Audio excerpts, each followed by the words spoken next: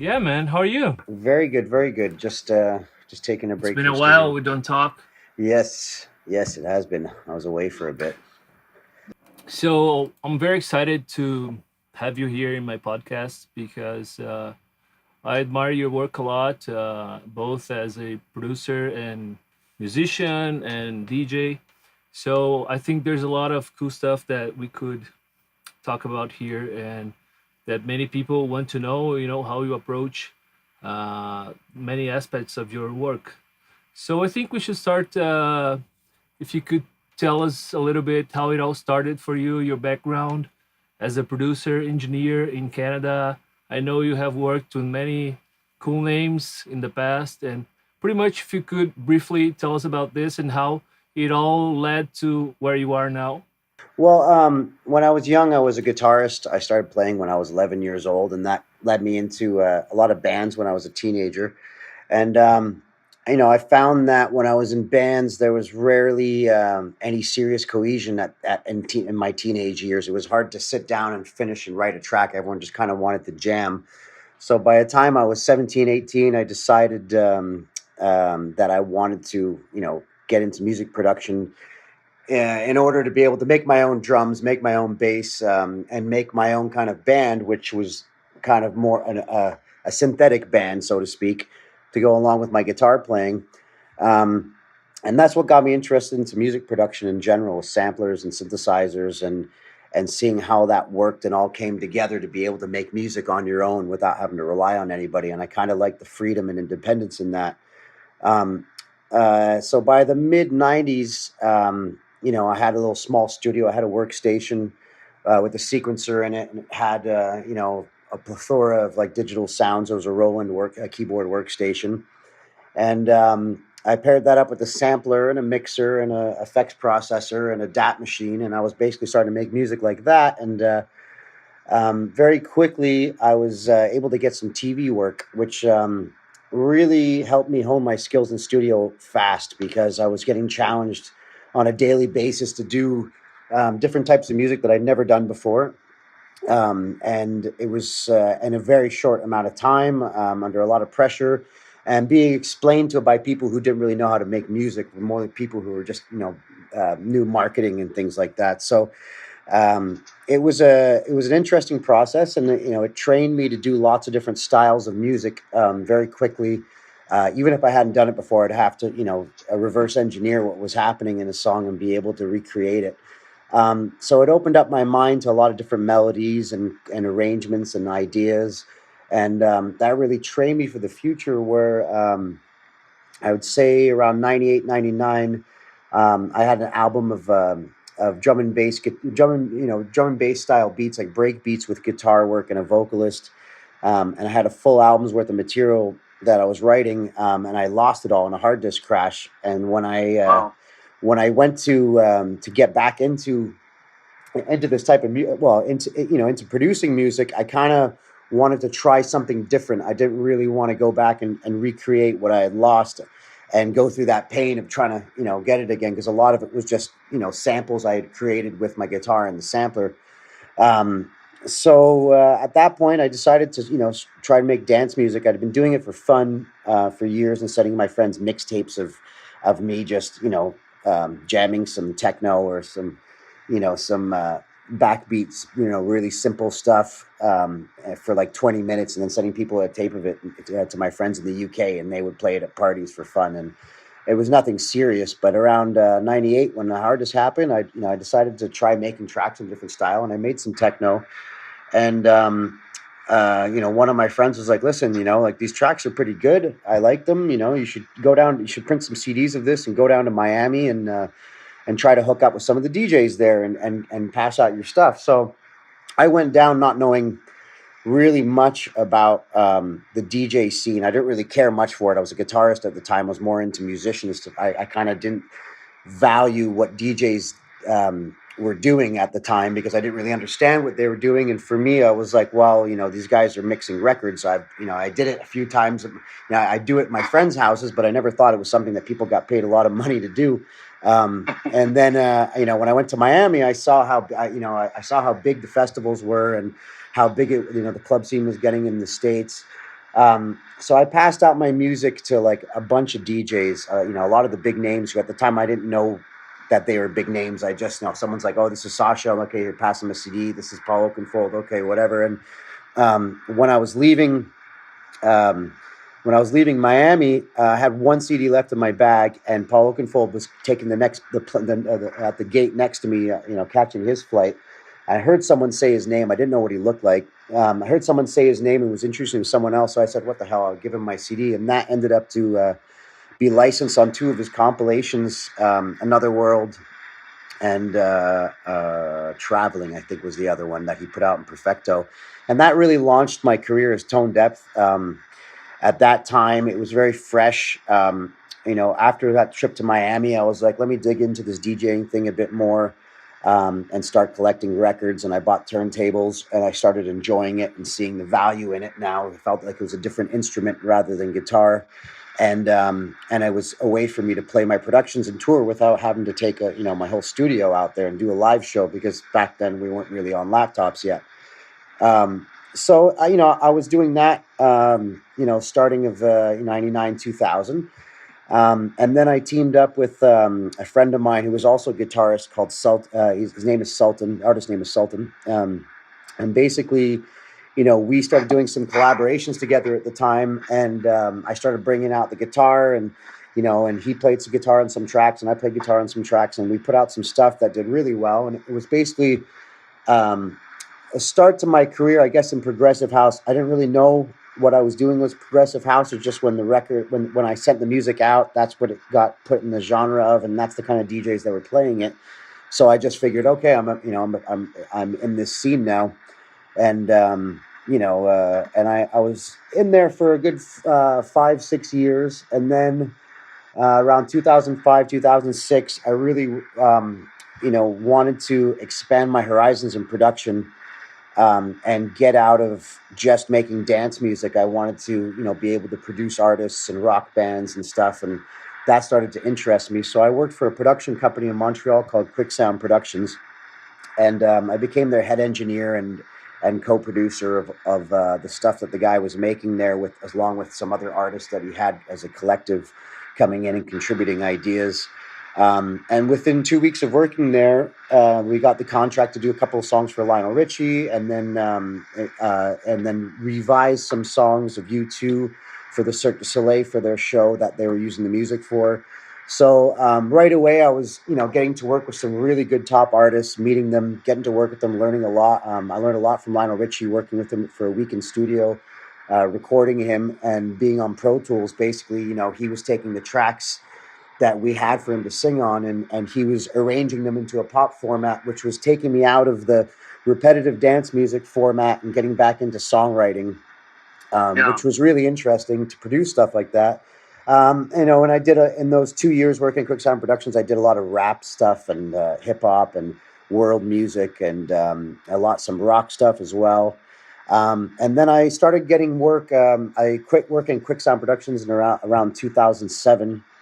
And then I started working randomly, just gigs for rock bands and stuff like that, doing anything from front of house to the main thing I used to do was be able to set up their backup stems, which were for whatever format was available at the time. The latest one I did was building a rig, which basically was a laptop with Ableton session with all the backup stems and the metronome coming all out different outputs from a sound card for the front of house guy to be able to send that to the main monitors and send the click off to the drummer, and make it very simplified for the drummer to be able to trigger everything off a keyboard with the names tagged and everything. And that was that kind of job, those kind of jobs I enjoyed, but I never really wanted to be a tech guy.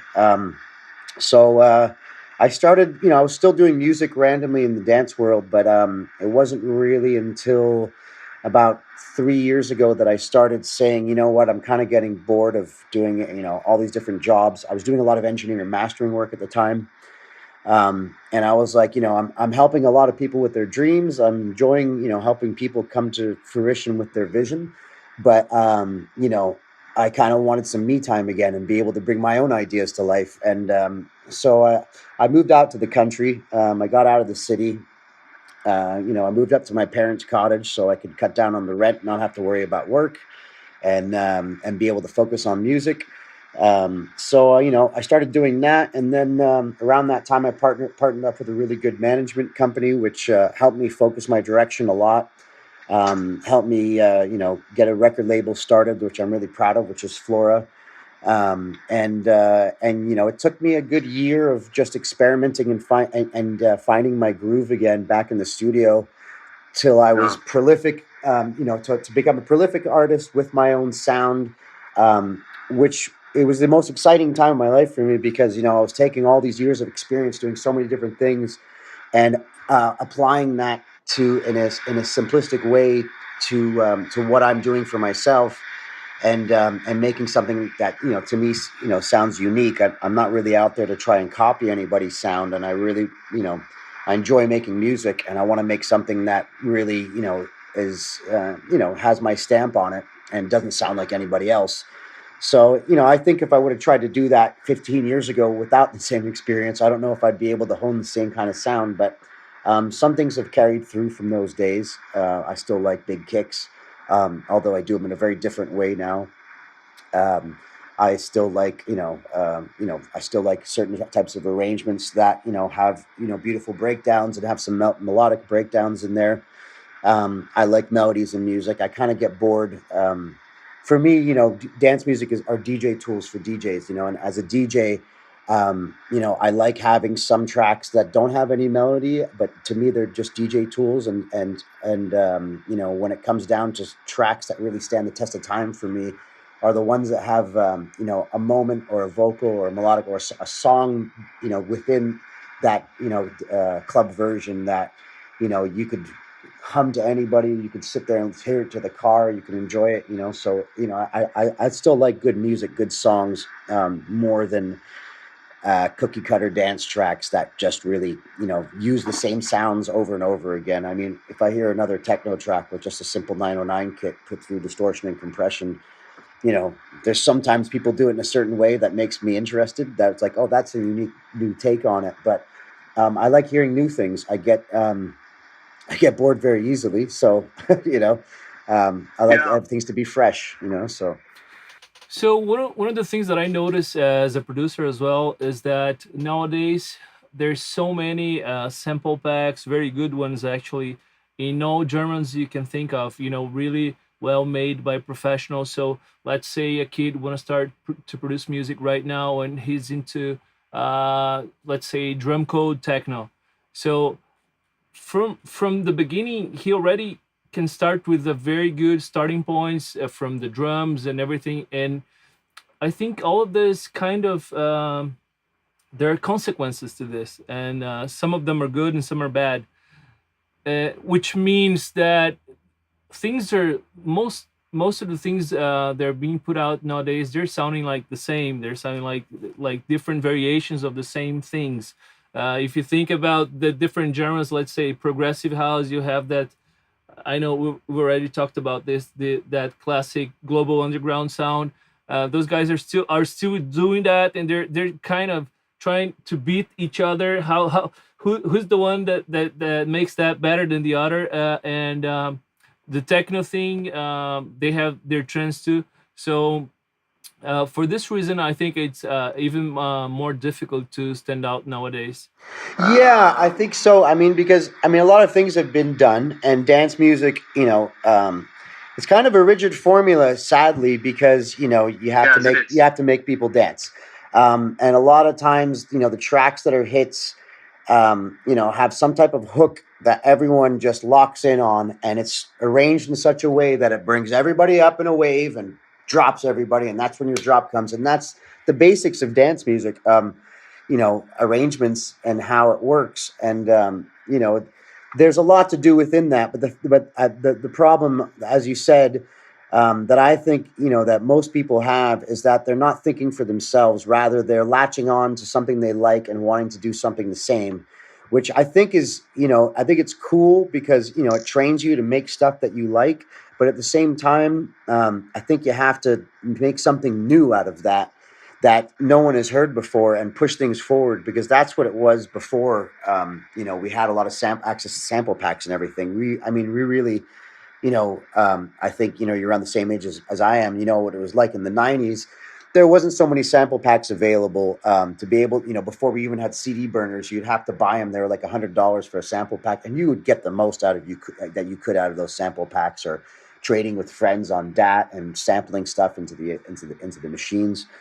But I think the main thing for new producers now to make themselves unique is to really get away from using loop based music, where as you're taking a 1 bar or a half bar loop or even 4 bar loop off a sample CD. I would always suggest, and I always do to people that I teach, music production, that they start off using one shots from the get go to be able to understand how to create drums and how shaker patterns are done. The house music and techno and all this stuff. The patterns for the drums are really really benign and easy. I mean, they're not. It's not. There's not a lot of there's not a lot of ingenuity in there, and it's very very easy to make a basic good house beat.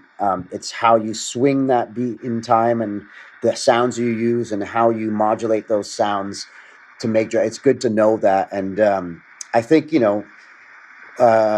producers starting off with something like an MPC drum machine and being able to just put the sounds on there and play the sounds in and have a feel for it as well, instead of just drawing it in on the screen, is super important. Ableton has the Ableton Push, which is really good for that. There's also Native Instruments Machine. A good guy to watch to get an idea of that. Just look at some live shows of Kink.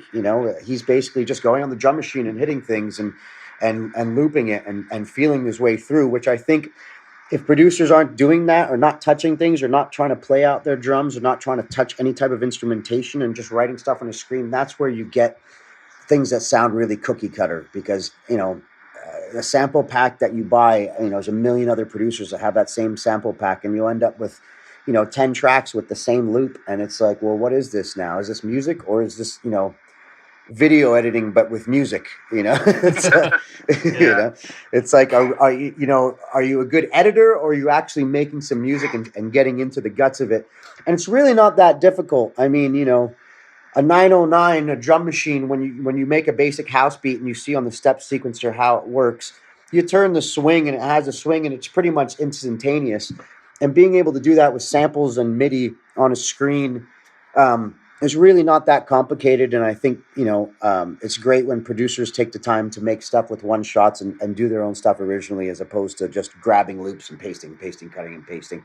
That personally, I can't do music that way. I kind of go crazy. Yeah, I agree. And one of if we think about it, the development of the softwares, Ableton is for sure one of the first companies that started doing this loop based thing. Before that, you had Cubase or Pro Tools, which was basically, you had to, I remember we had Reason to, yeah, Reason started with the loop thing, really, with the loop banks and stuff. Then Ableton, then, well, everything now is based on loops. I think we could talk a little bit about the label, Fauna. It's called Fauna now, but Flora. It's only Flora. But it used to be called Bad Pony, and I remember I have released with you guys one EP, did a couple of remixes, and you guys started, from my perspective, doing a bit more of a deeper sound. I would say something more closer to the Burning Man thing, Pie Attack, that kind of I thing. mean, we weren't really aiming for that, but originally, Bad Pony was a label I started way back in 2009, and it was kind of music. I was putting out music back then that was associated with the club night that I was doing in Montreal called Bad Pony, which was, kind of I guess that kind of crowd from those days morphed into a more of a Burning Man crowd, but it was kind of more the eccentric freaks kind of Yeah. club. I did it. I was playing at this. Had a residency at this club called Cherry, and that's where we were doing our Bad Pony nights. Um, and it was all about that vibe and everything, and that's what's that brought upon that label. But it wasn't something I took very seriously as a output for tone depth. And eventually, I kind of left it on the wayside. And when I went to, just to restart my career again, when I sat down with management, I said, well, I have this label that, I kind of left defunct since 2012 or 2011. Is it worth it to bring this back to life? And they said, yeah, well, they even liked a lot of the music that was already on there. So what we did was we cleaned up the whole discography. We deleted a lot of stuff that we felt was a direction we didn't want to go. And I wanted to go into a direction where, there was music. I want to put out, music with melody and lush textures. And, it just so happened that a lot of the artists that we got demos from, the best stuff we were receiving was usually on a deeper vibe and had really nice Yeah. instrumentation and melodies that I really liked. And I said, you know what, I'd rather put out music like this than put out, cookie cutter. I don't want to put out, prog that sounds like everything else. I wasn't aiming for the all day I dream playa tech, kind of sound. It goes in that direction, but I think a lot of it is actually a little bit more pumping. Strangely, even though it's deep house, the beats are a little bit heavier sometimes. Yeah. And I think, There. and a lot of the artists that we work with, actually play instruments. So, a lot of the Plytech I hear these days and everything sounds a lot like just Oriental, Mid Eastern sample packs that are pretty plastic sounding and lifeless and just drowned out in delay and reverb. So Yeah. I agree. we were looking to release more stuff that that people who are actually musically inclined. So a lot of our artists have musical backgrounds, whether either like you play guitar and also you have a good knowledge. Well, you're a very virtuoso guitarist, and you also have a good knowledge of piano and music. Um, and a lot of our artists have some type of background like that. So it just naturally came out that there was more an organic sound to it. And after, a couple of releases, we said, you know what, this Bad Pony brand, I haven't done that night in years, and it doesn't really fit the style of music we're doing. So we said, you know what, it's early enough now that we can move on to something different. So we decided to change over to Flora and go with something more organic with the look of the plants and everything, and you know um, uh, and also moving up north for me too. I live out in nature now, so it's like if you can see, I'm surrounded by trees and Yeah. mountains, and it's like it's more that inspired that as well for me. And management helped with the branding and coming up with the name and everything, so it worked out really well, and I'm really happy with where it's going. um, it's music that I play. For me as a DJ, my music is incidental to where I'm playing. If I'm playing a big dark room in a club, a lot of times I play very different than obviously if I'm playing on a beach like anyone else. But and I find that the music for Flora really works great in sets where I'm outdoors and where I'm in some place that has a really nice organic vibe, and it always fits those moments really well. So I'm really happy with being able to have so much music on the label that I can go and play for 2 3 hours and not have to reach out to anywhere else except for our own pool of what's going on. And now after a good almost 2 years of running, we're really happy with our discography. I'm really happy with my own discography as Tone Depth on other labels as well.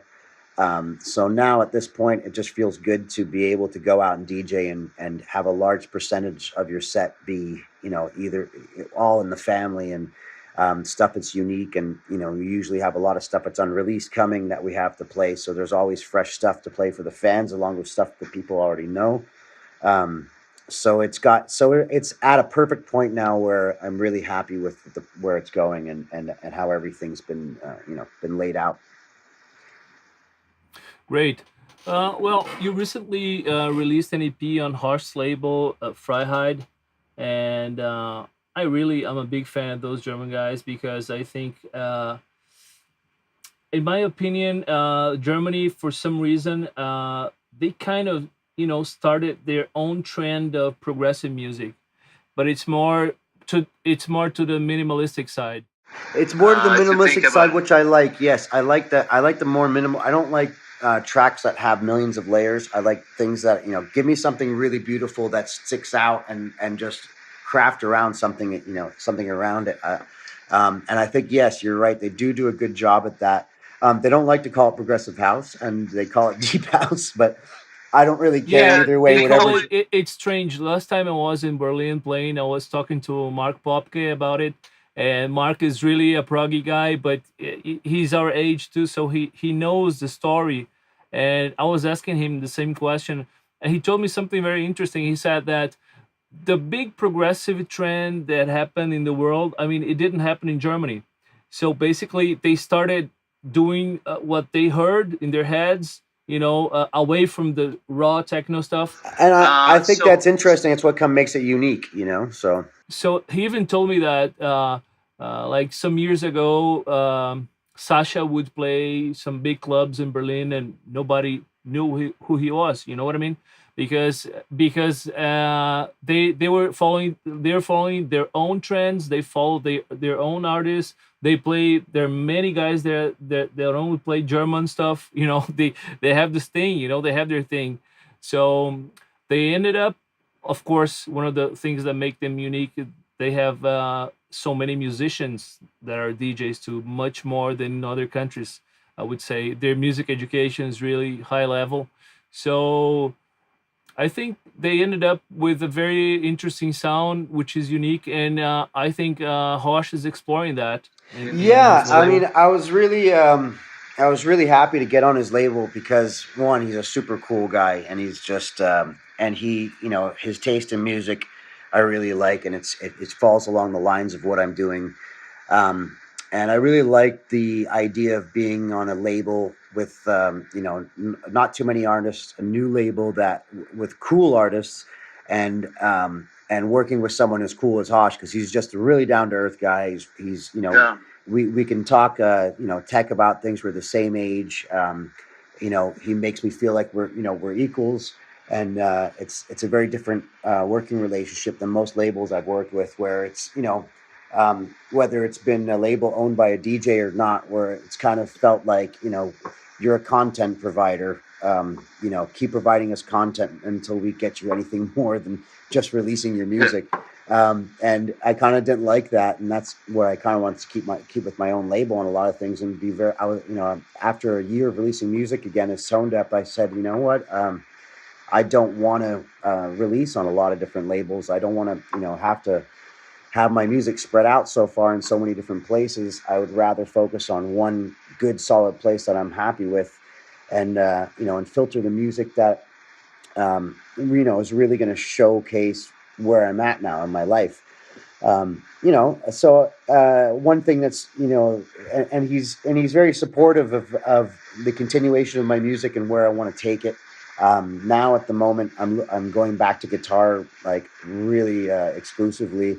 I'm pretty much taking all the synthesizers out the studio, getting a MIDI pickup for my guitar, and building a rig over the next 6 months. So basically, everything is going to be controlled from foot pedals, and all my music will be played from the guitar. So I think I've already started doing it that way by writing, music on the guitar exclusively. So now it's gone to a point where I'm like, I'm a way better guitarist than a pianist. I never got trained in piano. I don't feel comfortable on it. So yeah, so it's cool that I have a label that I can work on my new direction and know that I have, a goal set in mind of what we're going to do. I already have pretty much all the music for 2018 to be released that's coming for the next year on Fryhide is pretty much, all planned out and set out. And it's really interesting music that I'm proud to release, and it's a great place for me to release it. And I'm really happy that Hosh is supportive of that, and it feels good working in that kind of way. It's a lot. It's a lot better than working with a lot of different labels and having different experiences with a lot of different people and never feeling like you're quite with one family at a home base that you could work with. And that's what I'm trying to do with Flora as well. Is a lot of the artists, we don't really have that many artists, and we were very selective with our demo process, because if we're going to sign an artist, it's usually not just for one track. We look for artists to have a body of work that we can work with for the next 2-3 years and have a plan with, because we like to look at the bigger picture in general, as opposed to just being a content provider and taking content from artists and beefing up our catalog, which is not what we're about. Yeah, that's important, really. You told me some other time we talked that you started getting to guitar again and playing, and actually trying to, since you play the guitar better than keyboards, you're trying to come up with your, even the synthetic ideas that you use on the dance tracks, you're using the guitar. Yeah, I kind of did that without any way of inputting the notes into the computer through the guitar, no MIDI pickup or anything. A lot of times when I'm making music, I'll pick up the guitar and find a bass line or the notes that I want. Primarily, I would use it for chords, because on the guitar, I know all the formations for all the chords I need, and I just do it without thinking. Whereas on the piano, it doesn't, I have to calculate, look, and this is that note and this note, and it just doesn't work. And there's so many different ways to voice the same chord on a guitar that's very easy for me and natural. Whereas on a piano, I'd really have to take some lessons to learn how to do it right. And it doesn't feel comfortable. So I mean, MIDI technology for guitars has gotten a lot further. I mean, I kind of wanted to do that back in the 90s, but the technology was super expensive, and even at that point, even the expensive gear you would buy was just terrible at doing the job. So now it's at a point that it's good enough, and so I've decided that I want to go that full direction. I don't want to have to touch a keyboard ever again. I just want to be able to use the fretboard and the guitar, and any automation that I used to do with knobs is all going to be transferred to foot pedals now, expression pedals. So it just feels more fluid, because I do my arrangements live when I make music. I don't like to just cut and paste on a screen. I usually work on a piece of music in a 32 to 64 bar loop, until that whole musical piece comes together, and I have all my parts by just muting and unmuting things. I can build up my whole track, and then I have 8 knobs, just a basic tractor controller, X1, and with those 8 knobs, I'm able to automate all the parameters I need to do what I want to do. Actually, usually one knob will do 10 different parameters, so that I can thin out the kick, but at the same time it takes away elements that would give me a breakdown in a track, and pull out the parts. So I do that with knobs on a controller now, but I want to be able to transfer that to my feet, so I will be able to play and be able to bring in elements, and arrange my tracks live. And then once that's mapped out, I can go in and edit the automation, which is that's my process for doing arrangements, is feeling my way through the arrangement live, just letting go and just jamming it out for 7 to 8 minutes. And then going in and fixing all the automation to be a bit better, and edit what I'm doing, down, if I made any mistakes, let's say, or anything. But it's for me, I like to be able to feel things as I'm moving through, an arrangement. I don't like to, just listen and look on a screen and go, oh, okay, I gotta cut this here and paste this here. But I don't know. It just doesn't work for me. Some people, it's the only way they can work, but usually it's people who don't want to touch instruments, which I think is terrible, because it really doesn't take that much time to learn an instrument. I mean, you could pick up a guitar. If you've never played an instrument, you could pick up a guitar for an hour a day, and after 6 months, you could be able to play tons of stuff, as long as you're interested in it. And I think people are scared of taking the time, and don't think they have enough time, or even have the attention span these days, to play instruments unless they're really, really interested in it and focused on it. So it's kind of, I think it's an easy way out for the new generation now to get a laptop and be able to cut and paste in Ableton Live. And I think that's why we have a lot of mediocre music that's done that way because of it, where I think if you really love music and you really want to get into it, learn one instrument just to be able, to feel your way around the notes, or or play drums or whatever. It's fun. It's fun to play instruments. So I don't see why anyone should have an excuse not to try it. To a certain extent. Yeah, I actually made a video about this. I should post it soon. It's about like music theory for DJs, how they should go about it. And in my opinion, I think it's total bullshit. I see these things around music theory for DJs and stuff. This is totally nonsense to me because as a musician, if you look at how kids learn an instrument, they start with the instrument. They start with the experience of playing an actual instrument, and then theory comes later. First is the sound, first is the music experience, first is like opening up your music chakras. Let's say that would be it, and that is essential for you to have ideas. It's like speaking a language. If you don't know the language, how can you express your ideas? So instead of spending time just reading about music theory, which is very interesting, and but for people that already know music and have this basic background, for DJs, I think it's much better to spend time learning an instrument, playing songs, singing.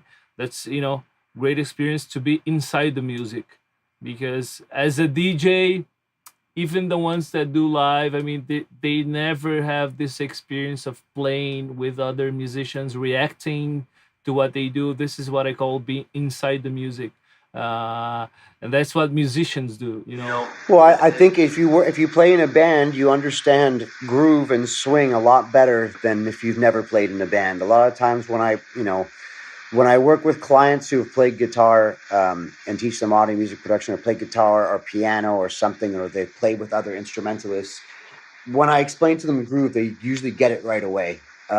And when it's people who haven't done that, it takes a lot of explaining to get what's happening. And I explain it like a science. I'm like, okay, well, a human's not a machine, and certain notes you reach for to accent, and in between those notes you lay back a bit, and there's laid back grooves, and and try to explain all that stuff to someone who doesn't understand it. It's like, really, it's good to get in there, and try to play anything. I mean, and music isn't everybody. There's no excuse for anybody to say, no, I can't do it.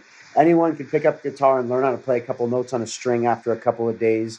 And if they want to progress further, anyone can pick up a bongo and hit it, while a bunch of other people are playing, and find their own pattern within that. I think it's another thing with drum programming that a lot of artists don't understand when they're programming their drums, is the kind of call and answer thing where everyone's not playing all the beats, exact same patterns at the same time. And if you play with a bunch of percussionists and 3 people are playing different patterns, any person as a human, if you give them a drum and get them to play along, will find their own rhythm within that, or come up with their own rhythm within that plays off of that naturally. And if you're not thinking in that way, or have never felt that way, I think it's hard to program beats with one shots that sound interesting. It's a really important thing to do that. So. Yeah, that's true. Do you use a lot of soft synths these days? Yeah, well, basically at this point, I used to be a real advocate of hardware, and I still am. I like being able to touch synthesizers and be able to tweak their parameters on the fly right away. So I do like hardware synthesizers. I have a bunch of classic ones to newer ones, but at this moment in time, I really needed something that I wanted to be practical with, something that had extremely high definition quality, and something that could master, that I could master as one synth and be a go-to synth. Because I think it's better to have one synth and really one good synth and really master it, and not use anything else and get the most out of it, than it is to have 20 million synths and just make a bunch of generic sounds. I see a lot of people who, they have synthesizer museums, and then when they make music, it's like, okay, well, I've heard that Juno sound a million times. Okay, that 101 it just sounds like a sawtooth. And, You know, there's they have these beautiful. They're not making any new sounds with it, so so I was really searching deep for a while for a synthesizer to do it all for me.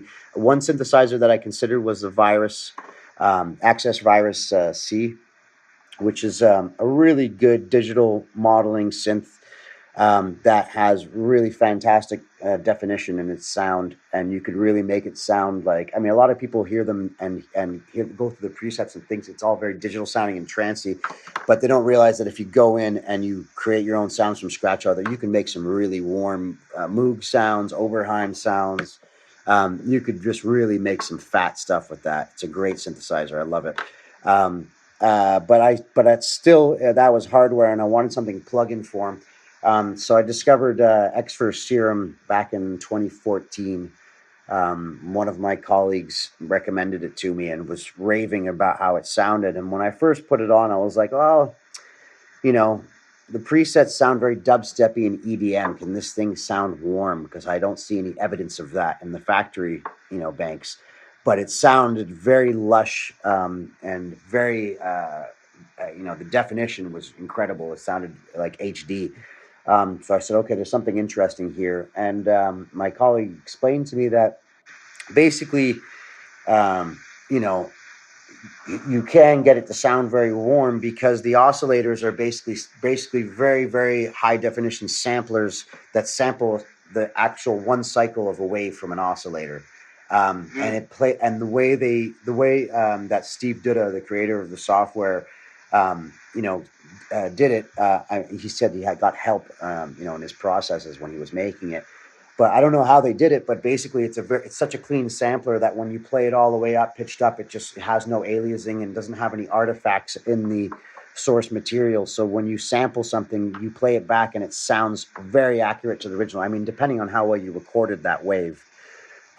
So one big thing about synthesizers is, for me, is the oscillator and how it sounds and its character and everything is what makes the synth, have its sound before it gets to a filter or anything else. And that's the hardest thing I noticed with software plugins. I always was very unhappy with how the oscillators sound. It's why up until 2014, 2015, I primarily used my SH101 or my Waldorf. I have a Moog Sub 37 and was just basically using those waves to do stuff. And when I wanted to do pads and stuff, I'd go to synthesizers. I used to use Massive and Yuhi Hive and Diva. And I still just found that they kind of had this hollow thing that was just driving me crazy. I never was really happy. And then with Serum, when I started actually sampling, I went to my colleague's studio and we sampled the waves of my SH101. At the time, for a brief amount of time, I had a Korg Volca bass, and it just took a bunch of gear there, and we sampled all this gear through it, really high-end preamps, and just got the nicest, cleanest signal we could get, and sampled those waves. And I started using those as my starting points for my sounds. And right away, I was able to clone my SH101 and then be able to take it to a whole other futuristic level with the options. So I could start with a vintage sound and be able to, cloning my 101. And then I did the same thing with my Sub 37, and immediately when I cloned my Sub 37 just with the factory waves of Moog waves that Serum comes with, it sounded fatter and bigger and more lush and deeper, and I didn't have any noise coming from the cable. If I wanted to add noise, you can from the noise oscillator, because a noise oscillator is another sampler where you can do a lot of stuff with in Serum. The LFO and just so many aspects of that synth just stuck out at me. Like, this is by far light years ahead of any other synthesizer, and I can clone any sound I want with it. Yeah. Let me see if I'm getting this. So you sampled the original waveforms from the real synths, and then you put them inside Serum. Is that it? Because I think Serum has both modes, right? It has its own engine, but also it has the capability of importing waves, right? Basically, all the waves that are in Serum, even the factory base ones, are wavetables that have been sampled. It's basically a very, very high resolution, very clean sounding sampler. So when you take, let's say you play, a synthesizer at F0, you just hear the clicking of the oscillator, the clack, clack, clack, clack, clack, because it's so low on the keyboard that every cycle for that wave to perpetuate itself is going really slow. And when you sample that and cut out exactly one length of a wave from 0 point to 0 point, and you put that in Serum, when you press play, it comes out like that wave is playing from an oscillator perfectly. And when you go up and down the keyboard, it sounds beautiful. It's just, it pitches up really nice and really low. It's very clean. So when you sample your own oscillator with Serum now is like a chameleon, sounds exactly like that oscillator. You could even take it further and sample, and take 128 chops of that wave and make a wavetable, and then get the wavetable position to randomize so the wave never stays the same. And then you really get it sounding realistic because has the randomness of analog added. Which you can inflict inside the machine. I can take a static wave and make it drift and sound very analog and very beautiful, and phase in many ways. I have absolute control over my waveforms and oscillators with this synth, and there's so many modulation possibilities, and the filters are fantastic, that I'm able to create any sound I hear in my head, or attempt, or I'm cloning Moog sounds, and taking them to a whole other level, cloning my 101 and taking it places I never thought before. I even, I've made sounds from, a kick drum and turned it into a distorted 303 just by accident and playing around. It's just become my all-around go-to synth that I don't use anything else anymore, because the quality is so good, and the range of sounds is so good. It doesn't impart its own character when you're using your own waves. You end up being able to get it to sound like a million different things and from different places, and it does it very well in such a depth of resolution that I just can't compare it to anything else that's out there right now. And it does everything well: pads, bass, lead sounds, any type of synthesis. I'm able to do FM synthesis stuff like a Yamaha FM7 if I want, and make it sound more digital. I'm able to make it sound lush and vintage. So it's a synth worth being your only go-to synth and really learning inside and out. Now, after about 4 years with it, I've really gotten to a point where I'm so comfortable with it, I can make sounds in 2 seconds, and I have my own bank library of sounds that I've made. So I have starting points for any sound at this point. If I want to do a sub bass, I have my starting point for a sub bass. I don't have to go and make it from scratch. And I can take that and take it to somewhere else just by changing the oscillators and the filters and modulation points, and sound effects. It's has become my ultimate dream sound design tool that I've always wanted. And now when I want to be able to touch the parameters on it, I just map it to 8 knobs. Basic stuff like filter or imparting modulation amounts, or speed modulation speeds. Just basic things that would be fun. And then once it's mapped, I don't even think about it as an internal synthesizer. I can do what I want with it.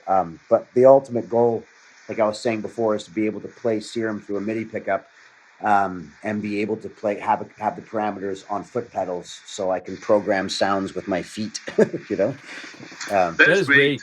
Yeah. And after you have your sounds ready, after the synthetic part, the programming is done. Do you have any favorite processors like saturators or anything like that you like I'm to really sync with? I'm really minimal with what I use. I have a very, very small selection of EQs, compressors, delays, reverbs that I just work with, that just do the job for me every time.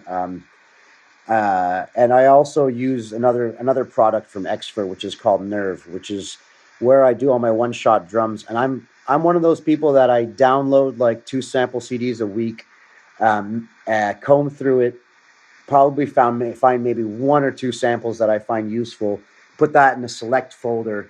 I have my select libraries of kicks, hats, snares, and everything.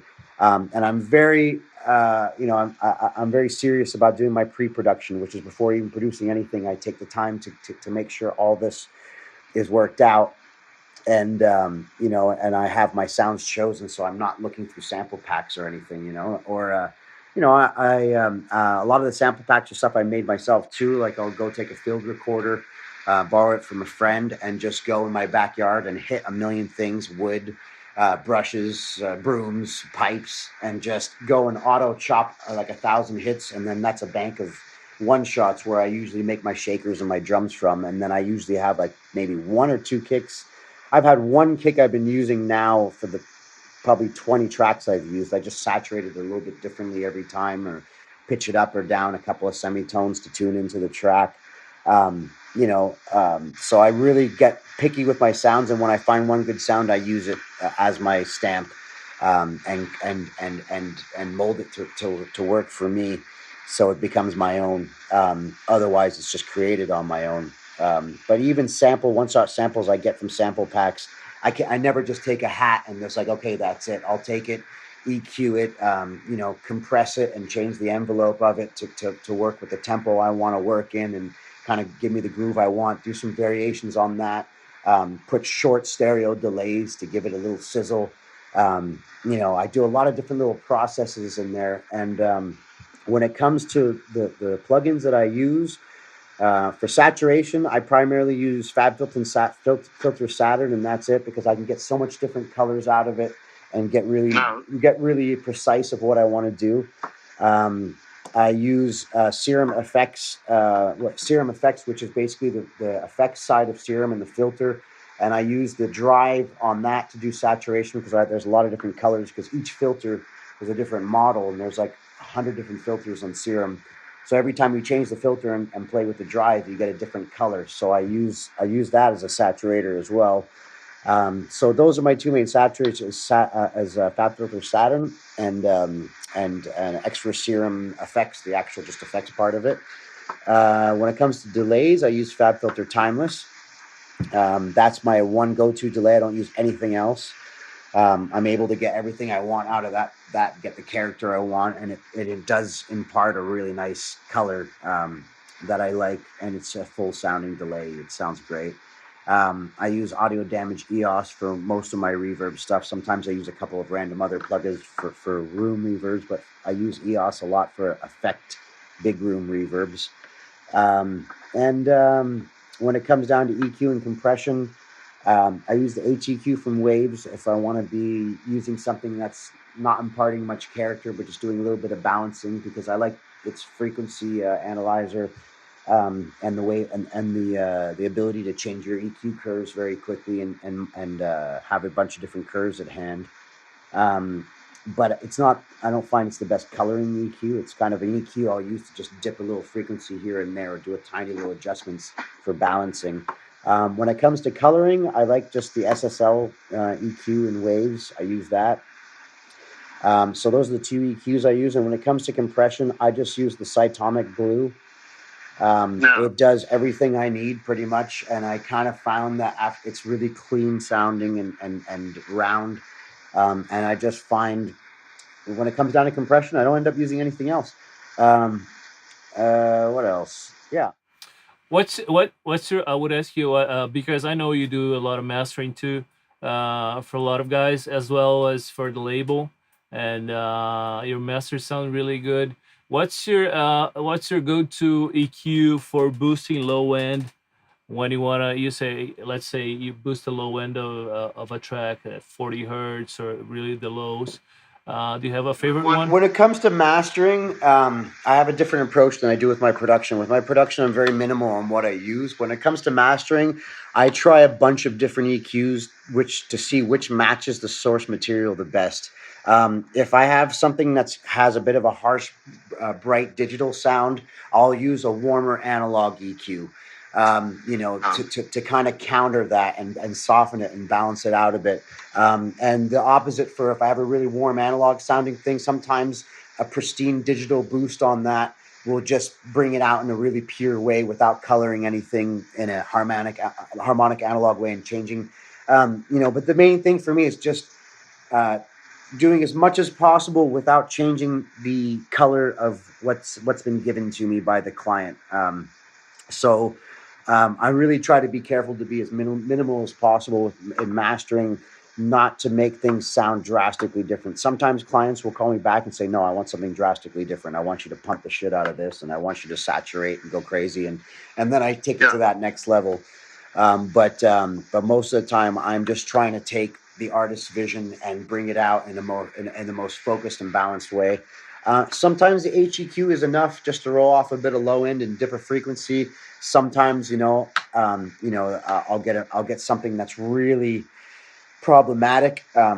Sometimes I'll get a track that's very bassy and bumpy and big, but the highs are dipped and the mids are just locked out, and you can tell that the guy who sent you the track is working in a bad room, and you have to correct that. And sometimes that will mean using a more transparent balancing, a digital EQ paired with a more analog sounding SSL EQ or something to warm it up after I've cleaned out the rebalance the frequencies to make sense, without coloring it, and then use an analog EQ to color it in a nice way after it's been balanced. So it depends on what's coming to me and what I have to deal with. Sometimes I get masters. I'm like, this mix sounds perfect. I'm going to do the minimal amount to bring up the volume and not squash the hell out of it, and make it sound as open as possible. Other clients, it's like, oh boy, this is going to take, I'm going to have to try a few things here to see if I can make this work. I mean, I've even had to, I've had to do stuff in Pro Tools where I've used phase accurate EQs to turn, the low end into mono, like really cut it into mono as opposed to just roll it off, because they just have so many phase problems going on, which I think is another problem a lot of producers have. They don't understand phase cancellation and phase coherency in music. So a lot of stuff, times when I get masters, I have to give feedback to them to change stuff in the mix, because they might have sampled a hi-hat out that's on the right side of a stereo sample, and when they just have that chopped into the track, and then they re-pan it in Ableton, it just throws the phase all off. So I have to tell them, okay, take just the side that's louder, get rid of the other side, put that in mono, and then pan that, and you won't have that same kind of phase issue. That's kind of corrective feedback I give to mastering clients a lot. That's one thing I do see. People have to be checked on that, because they haven't gone to school for engineering and understood those things. Which I think it's good to take engineering course too for people who want to produce their own music. It's good to go and take an actual course and get some theory in there on what's actually happening when you mix a track. I do think that's it's great to use your ears and feel your way through it, but I think when you have that knowledge as second nature, and you don't even have to think about it, it makes you an even more responsive, powerful producer, and able to do things and look deeper into what's happening than most people can. Yeah, that's great. Now we come to the time of the podcast where you select 4 tracks that you like. It could be from present, past. It could be dance music, not dance music. It could be Billboard stuff. Whatever you want that you think is really greatly produced, and we listen to it and we talk about it. Yeah, well, I'd say the first track on that list would be Pink Floyd's "Shine on Your Crazy Diamond." That was one of my all-time favorite, Pink Floyd songs. It's kind of one of those songs that it brings me into a whole other world. And I always liked music that was very cinematic, cinematic, and takes you into a place like, if you close your eyes, you feel like you're in a movie or something. It really, that song really took me away, the emotion in it, and and the epicness of how it was created, and how the introduction comes and where it takes you to a whole other world, just really blew me away. And you hear that to this day, and you hear the synths on that mixed with the guitar. David Gilmour's guitar work is just incredible. And then the vocals on that track are just haunting. So it's just one of those tracks. It's one of my all-time favorite, gut killers. It just hits me in the gut, and it's just has such a beautiful ethereal sound to it. It feel like you've woken up in heaven with the way things open up and the breadth of it. I mean, when I first heard that song, it just it floored me, and I think it's one of those songs that will always floor me. regardless of how old I am and how long it's been since the first time I heard it. It never gets old on me. Every time I hear it, it gives me that exact same emotion. I think that's what a really great record is. So I would say number 2 on that list would be Johnny Cash's rendition of Nine Inch Nails' "Hurt." That to me is the greatest example I could ever give of what just emotion from one person's voice and a guitar can give you, because the guy is just literally, that was the thing about Johnny Cash. He didn't always write his own songs, but the way he played them with such emotion, he would bring people to tears. Was that one of those records produced by Rick Rubin? Yeah, his last records were basically him doing covers of he did Soundgarden, Nine Inch Nails, a bunch of different artists. It's like he's doing like this modern American songbook thing, Yeah. Yeah, and in the video for it, you see, it was just his wife had just passed away, and then he passed away not long after recording the video. You see him; it's like he's reminiscing and talking to his wife in the video. Almost, it's just the emotion you can get just from hearing that. Just one guy and a guitar coming through the whole song just comes through heavy. I mean, and I love the original. I'm a big Nine Inch Nails fan. I thought Trent Reznor was one of my biggest influences in the early 90s, listening to music. He really inspired me. Actually, he was one of my main inspirations to be able to learn all this stuff and get into synthesizers stuff, because I saw what he did with producing his own albums and was impressed by that.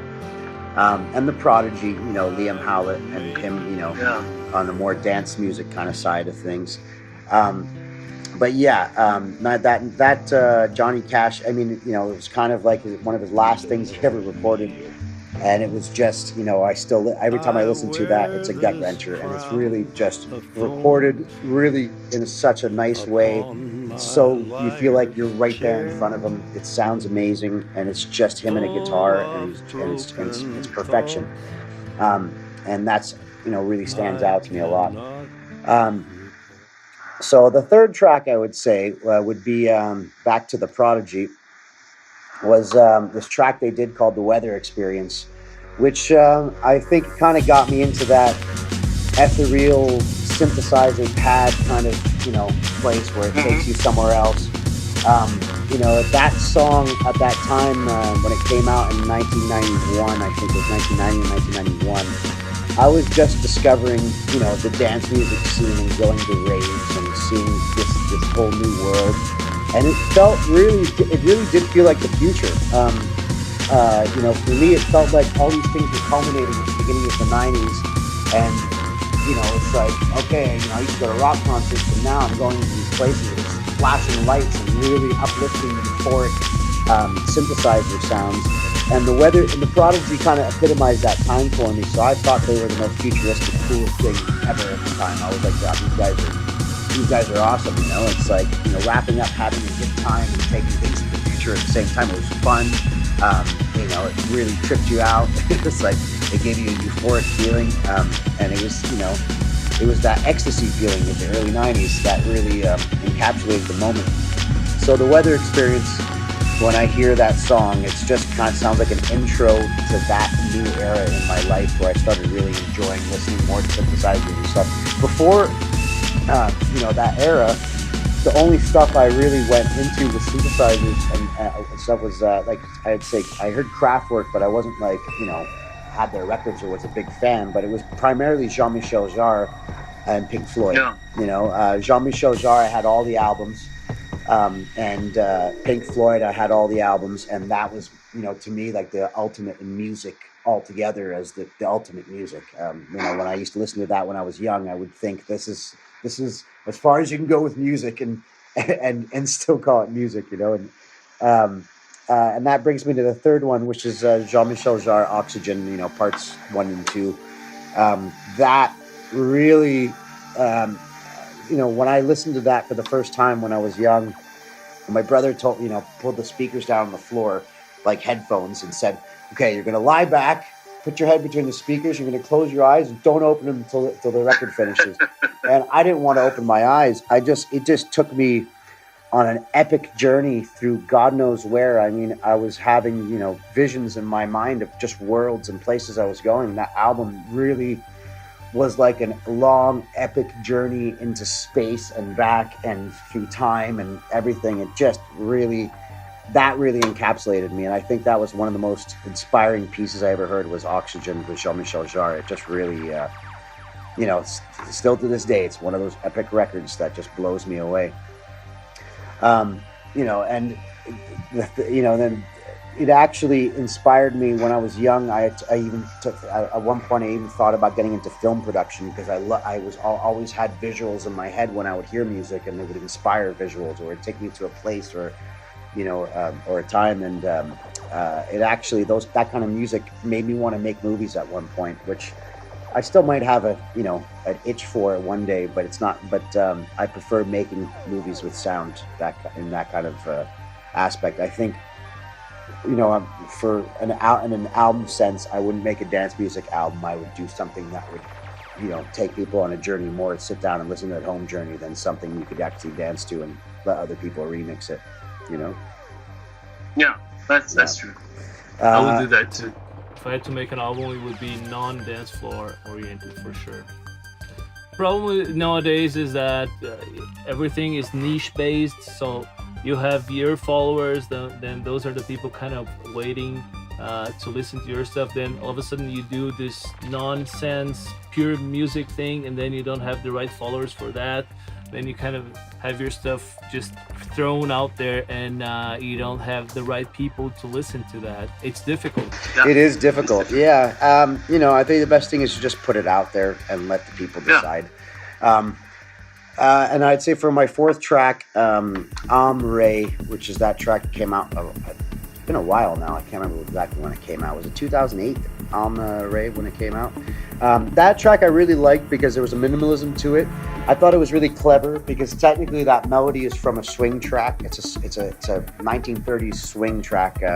If you hear the original with the saxophones and all the trumpets and everything, it's really funny. But it's a very dancey swing track, but turned into this cool dark synth with just a kick and a little bass going dum dum dum dum dum, and it's so hypnotic. When that track came out, I thought, okay, this is a cool place that techno can be going because there's really beautiful melody going on here, and they're taking a new take on this swing track. You never, when you hear the original and you hear that, you never think that the two would, exist for outside of each other. So that song really, I thought, was a cool, interesting, unique experience in dance music that was needed at the time and is still needed now. We need more stuff like that. We need more interesting melodies or new takes on music that's going to bring things forward. I find it's a bit too much recycling right now. And that's pretty much it. The last track I would say is Led Zeppelin, "Baby, I'm Gonna Leave You," just because it's one of those classic tracks that just it just makes me want to cry. it's just a and the guitar work is such an amazing arrangement for people that like guitar, and they're just starting to play, and they're starting to play like finger picking, and that's a great song to challenging song to learn. Yeah, that's actually the song that taught me how to do finger picking, and because I always wanted to play that song, and I was like, oh, it was so hard, and then you got to that one. There's no shortcut for that one. You have to do it. Yeah, exactly. There's no shortcut for it. So that's it. That's my 5. I mean, a lot of it is outside of dance. I only have one dance music track in there, but it's just because I don't really listen much to dance music outside of DJing it and enjoying it and listening to it for my sets or making it, because I get enough of it. I like to listen to music outside of that, to inspire my music, as opposed to listening to the same music that I'm going to be DJing for inspiration. I find when I do that, it gets a little bit boring because you end up making the same stuff, which I think a lot of younger producers could learn from, trying to be very different.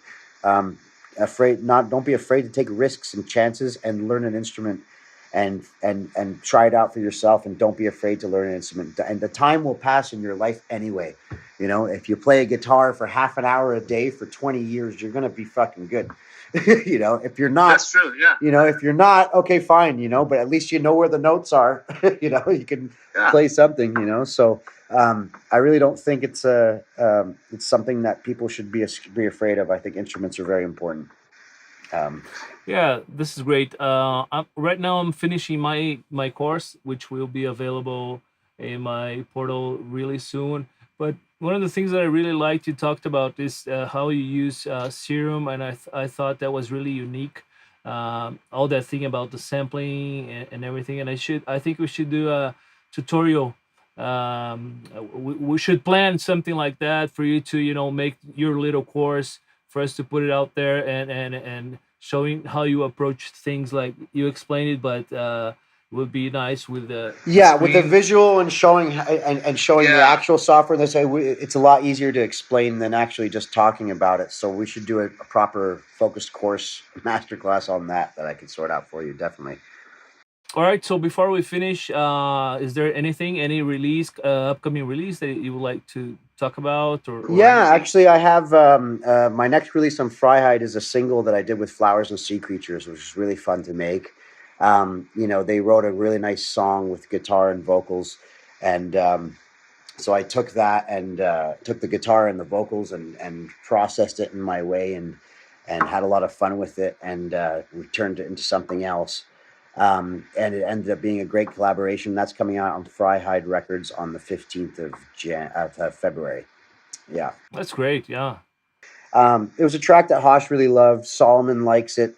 He's been playing it a lot as well. So it's been doing the rounds between their crew, which is great. I really respect all of them and love what they do. So I'm happy to see that it's going to be out very soon. And it's probably my proudest production of the year so far. Well, of 2017 is 2018 now, but it's a proud production I'll be releasing this year so far as well. That's great.